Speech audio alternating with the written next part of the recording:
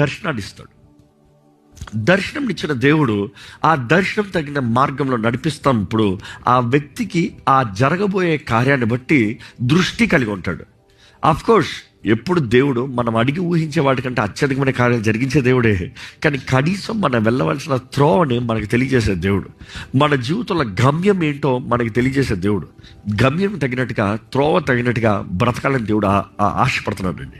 ఈరోజు చెప్పే ఈ మాటలు జాగ్రత్తగా గమనించండి. ఎందుకంటే ఒక వ్యక్తి ఎప్పుడైతే ప్లానింగ్ కలిగి ఉంటాడో ఆ వ్యక్తి జీవితంలో దీవెన, లాభము, ఇంకో మాట చెప్పాలంటే దేవుని చిత్తం జరుగుతాం చూస్తాం.